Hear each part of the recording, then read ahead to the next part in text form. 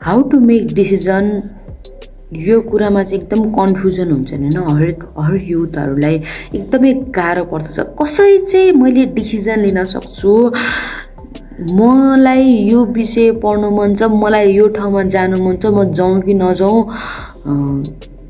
Out of country म जाउँ कि नजाउँ, यो कुरा डिसिजन गर्नु मलाई एकदम गाह्रो पऱ्यो, एकदम कन्फ्युजन भयो। कतिपय समयमा युथहरूले आफ्नो ठिक डिसिजन लिन नसक्दाखेरि पनि जीवनमा अगाडि बढ्नलाई एकदमै गाह्रो भइरहेको हुन्छ। अनि यो कुराहरू चाहिँ विचार गर्नुपर्ने हुन्छ। आफ्नो दान वरदानको पनि कुरा आउँछ यसमा चाहिँ। जस्तै परमेश्वरले हामीलाई जुन कुराहरू, जुन गिफ्ट दिनुभएको छ सबैलाई दिनुभएको छ, नाच्ने, गाउने, बजाउने अनि खेती किसान गर्ने जे कुराहरू, त्यसबाट हामीलाई चाहिँ सन्तुष्टि मिल्छ। जब हामीलाई हामीलाई एकदमै इच्छा लाग्छ अनि हामी त्यसबाट खुसी हुन्छौँ, उत्साहित भएर हामी धन्यवादी, थ्याङ्कफुल भएर त्यो कामहरू गर्छौँ भने अनि त्यो नै परमेश्वरले दिनुभएको दान वरदान हो। अनि हामी त्यसमा पोख्त भएर हामी सक्सेस हात पार्न सक्छौँ। अनि त्यो कुराहरूलाई पनि हामीले विचार गर्दै त्यो संसारको हामी जीवनमा मैले के गर्नुपर्ने, म कसरी अगाडि बढ्नुपर्ने हो, मेरो मेन उद्देश्य के हो, गोल के हो भनेर डिसिजन गर्नु पनि सक्छौँ। आफ्नो गिफ्ट्सहरूलाई पहिचान गरेर पनि हामी अगाडि बढ्न सक्छौँ अनि डिसिजन गर्न हामीलाई सहज हुँदछ। त्यसै गरी भित्री मनदेखि गर्न चाहेको कुरा नै हो। हामीलाई जुन कुरा हामीलाई भित्र मनदेखि गर्न हामी चाहन्छौँ, आफ्नो इच्छा छ बाहिर देश विदेश घुमेर मैले चाहिँ एउटा फोटोग्राफर मलाई बन्न मन छ भनेपछि त पक्कै पनि बाहिर जानै पर्ने हुन्छ, बाहिर फिल्डहरूमा जानुपर्ने हुन्छ।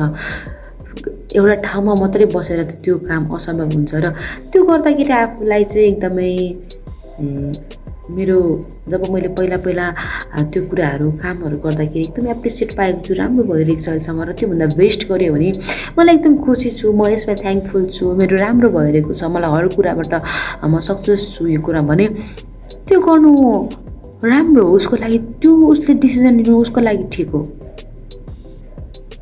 तर उसको इच्छा छ, उसलाई भित्र मनदेखि उसलाई सिङ्गर बन्नु मन छ, उसलाई गिटार सिकिकन उसलाई सिङ्गर बन्नु मन छ भित्र अन्तस्करणदेखि।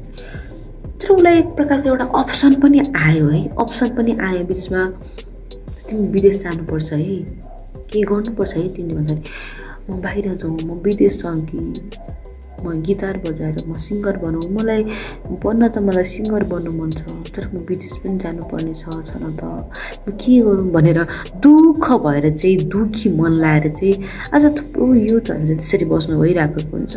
अनि यो कुराले गर्दाखेरि चाहिँ दिन प्रतिदिन खाइरहेको हुन्छ अनि यसले गर्दा बिस्तारै धेरै चिन्ताले कारणले डिप्रेसन, एन्जाइटीको कुराहरू पनि आउने गर्दछ। काम गर्दा तपाईँलाई शान्ति र खुसी मिल्दछ नि, जस्तै पकाउने कुराहरूमा गाउने, बजाउने, प्रचार गर्ने जे पनि हुन सक्दछ। जुन काम गर्दा हामी खुसी छौँ, एकदमै खुसी छौँ अनि एकदम धन्यवादी छौँ, एकदम रमाइलो लाग्छ त्यो कुरा गर्दाखेरि, त्यो नै आफ्नो भिजन र दर्शन गोलको आधारमा चाहिँ हामी गर्छौँ, एकदमै हामीलाई खुसी लाग्छ भनेदेखि हामीले त्यो काम चाहिँ हामीले गर्नुपर्दछ जीवनमा। तर होइन कसैले हामीलाई दाबी गर्छन्, हामीलाई कसैले दबाउँछन्, तिमी त यो गर्नुपर्छ, तिमी त यो गर्ने क्षमता छ नि, तिम्रो यस्तो गर न, राम्रो हुन्छ, तिमीलाई यस्तो गर्नै पर्छ तिमीले, त्यो कुराहरू चाहिँ हामीले सुन्नु हुँदैन। अरूहरूबाट त्यो कुराहरू सुन्छ भने हामीलाई होला नि त गरौँ न यस्तो भन्नुहुन्छ, सबैले केही कुरामा थप्पडी बजाउनुहुन्छ, गरौँ न त गर्दाखेरि हामी अनसक्सेस भएको पनि हामी थाहा पाउन सक्छौँ। अनि अरूको भनाइ सल्लाहमा होइन तर प्रार्थना सहित भएर डिसिजन चाहिँ हामीले परमेश्वरबाट चाहिँ हामीले माग्नु पर्दछ, प्रार्थनामा कुरा टेक्नु पर्दछ।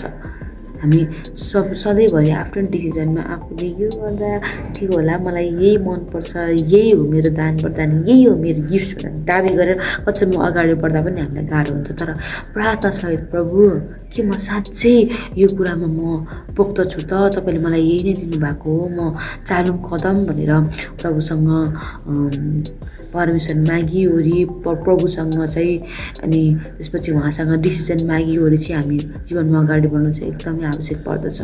अनि यस्तो गर्दाखेरि चाहिँ हामीले अग्रजहरूबाट सल्लाह अनि लिँदाखेरि पनि हामीलाई धेरै बेनिफिट, हामीलाई एकदमै जीवनमा अगाडि बढ्न हामीलाई सपोर्ट हुने हुँदछ। अनि यसले गर्दा हामीलाई हाम्रो जीवनमा आएका जति पनि कुराहरू हुँदछन्, उतार चढावहरू, त्यसको बारेमा डिसिजन लिनलाई हामीलाई कुनै पनि प्रकारको कन्फ्युजनको कुराहरू आउँदैनन्। हामी सरल तरिकाले अगाडि बढ्न सक्छौँ।